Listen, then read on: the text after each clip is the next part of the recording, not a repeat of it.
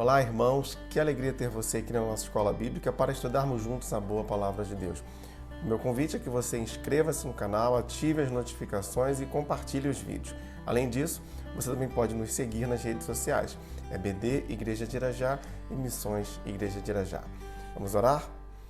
Graças te damos, ó Pai, por mais um tempo de estudo da Tua Palavra e queremos pedir que o Teu Espírito Santo fale diretamente aos nossos corações, que seja um tempo proveitoso e nós consagramos tudo que será feito aqui a Ti.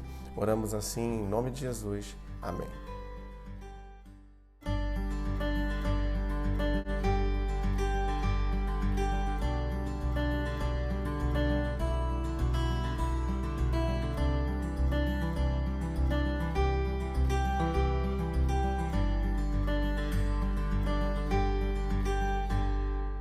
E nós seguimos estudando o tema A Doutrina do Espírito Santo. Para isso, nós utilizamos a revista Compromisso, da editora Convicção. O título da lição de hoje, O Espírito Santo no Ato da Conversão. Romanos capítulo 8, verso 9, diz assim o texto. Entretanto, vocês não estão sob o domínio da carne, mas do Espírito, se de fato o Espírito de Deus habita em vocês. E, se alguém não tem o Espírito de Cristo, não pertence a Cristo. Irmãos, a graça da salvação nos é revelada pelo Espírito Santo. É Ele quem nos convence do pecado e, ao mesmo tempo, Ele também nos permite perceber o quanto o pecado é danoso a nós e o quanto o pecado ofende a Deus. O Espírito Santo, que é Deus, é santo. Quando nós entregamos nossas vidas a Cristo, o Espírito Santo nos liberta e nos santifica, transformando completamente nossas vidas. Um fator especial, a experiência de salvação pessoal. Bom, a experiência de salvação pessoal ela inicia quando nos achegamos a Deus em arrependimento. Temos então o desejo de confessarmos os nossos pecados ao abrir o coração para aceitar Jesus Cristo como o único Salvador e Senhor de nossas vidas. 1 de João, capítulo 1, verso 9, diz assim: Se confessarmos os nossos pecados, Ele é fiel e justo para perdoar os nossos pecados e nos purificar de toda a injustiça. Nós temos então, irmãos, a certeza e a segurança que Jesus Cristo nos aceita.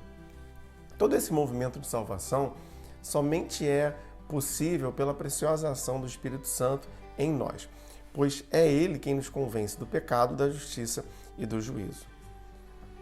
A conversão e o selo da presença do Espírito Santo em nós. Carta de Paulo aos Efésios, capítulo 1, versos 13 e 14. Nele, quando vocês ouviram e creram na palavra da verdade, o evangelho que os salvou, vocês foram selados com o Espírito Santo da promessa, que é a garantia da nossa herança, até a redenção daqueles que pertencem a Deus, para o louvor da sua glória. O selo do Espírito Santo, ele significa aqui que o próprio Espírito de Deus habita no crente. Essa habitação é a segurança da salvação eterna. Segundo a Bíblia, somente aqueles que ouviram e creram no Evangelho de Jesus Cristo é que possuem o selo do Espírito Santo.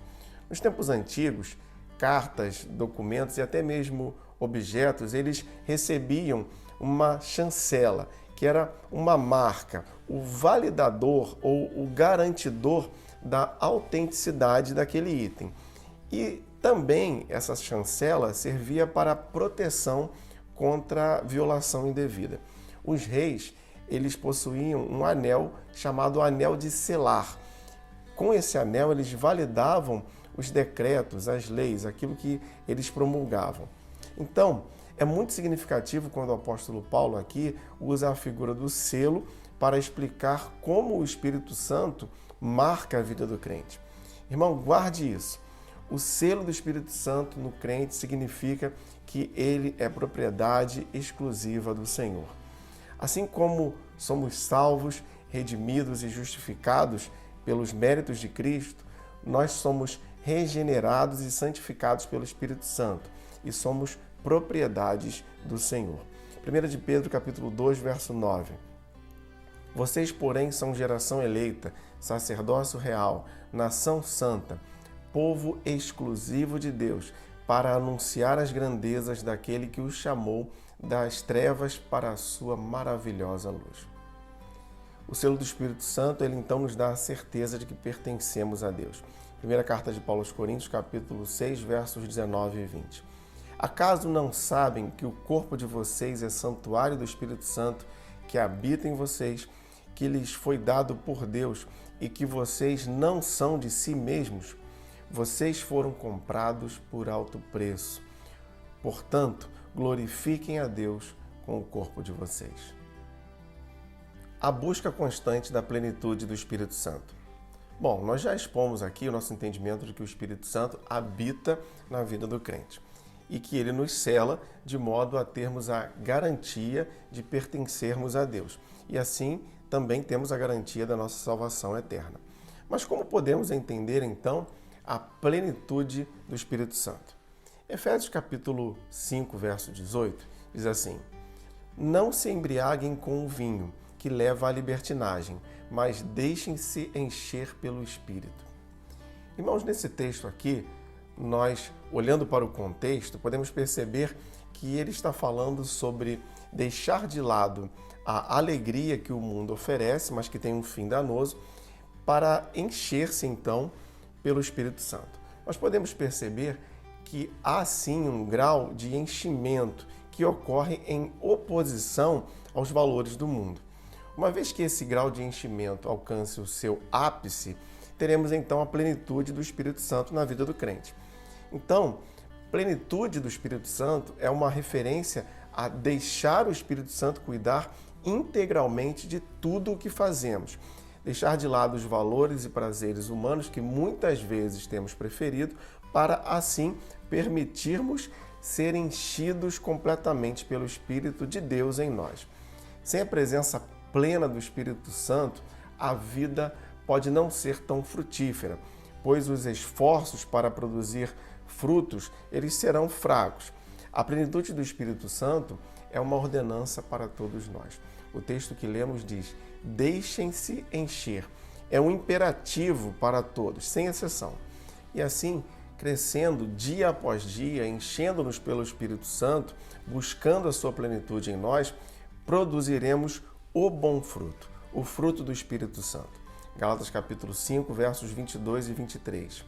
Mas o fruto do Espírito é amor, alegria, paz, paciência, amabilidade, bondade, fidelidade, mansidão e domínio próprio.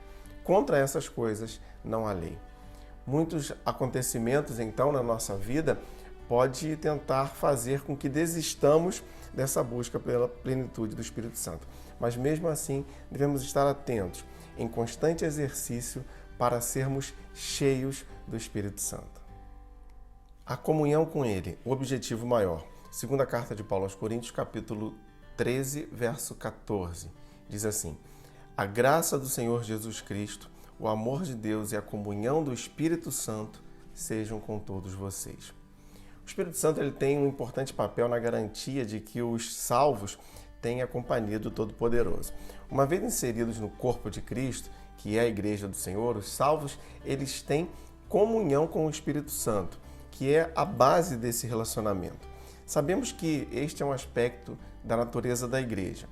A Igreja no Novo Testamento, ela vivia pelo testemunho, pelo serviço e pela comunhão.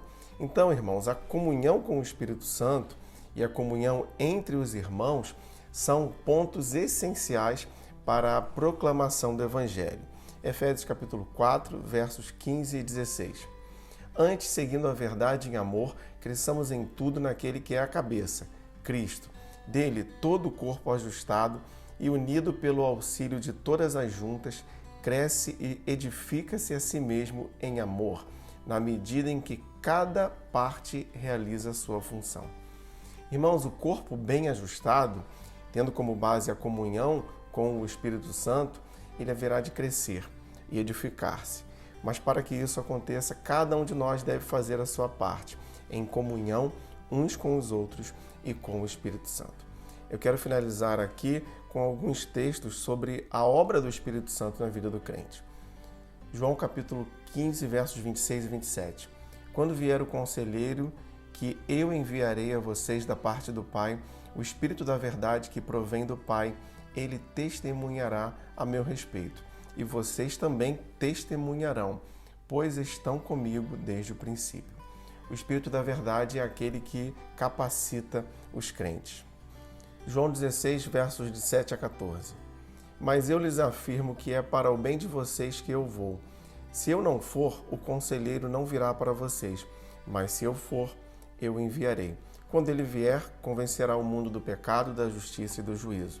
Do pecado, porque os homens não creem em mim. Da justiça, porque vou para o Pai e vocês não me verão mais. E do juízo, porque o príncipe deste mundo já está condenado. Tenho ainda muito o que lhes dizer, mas vocês não podem suportar agora.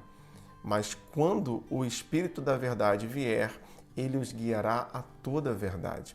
Não falará de si mesmo, falará apenas o que ouvir e lhes anunciará o que está por vir. Ele me glorificará, porque receberá o que é meu e o tornará conhecido de vocês. Irmãos, o Espírito Santo, ele guia a igreja em toda a verdade. Romanos capítulo 8, versos 8 e 9. Quem é dominado pela carne não pode agradar a Deus. Entretanto, vocês não estão sob o domínio da carne, mas do Espírito, se de fato o Espírito de Deus habita em vocês. E se alguém não tem o Espírito de Cristo, não pertence a Cristo.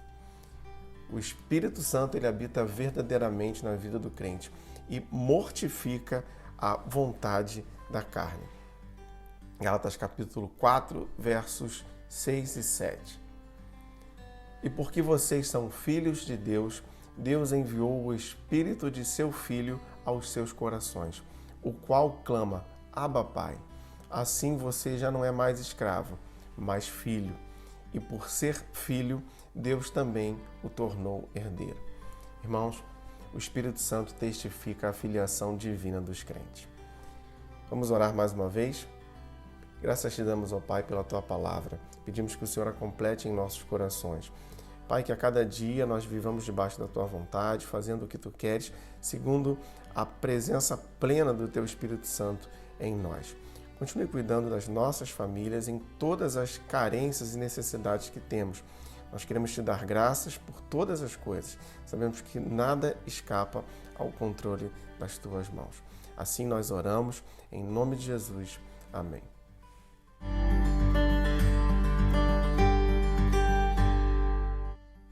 E se você tem alguma dúvida ou comentário sobre nossa lição, você pode nos enviar através do nosso e-mail ou das nossas redes sociais. Não se esqueça de inscrever-se em nosso canal, ativar as notificações e compartilhar os nossos vídeos. Você também pode nos seguir nas nossas redes sociais, EBD Igreja de Irajá e Missões Igreja de Irajá. Muito obrigado por você que está conosco aqui na Escola Bíblica da Primeira Igreja Batista de Irajá. E lembre-se, leia, estude, entenda a Bíblia.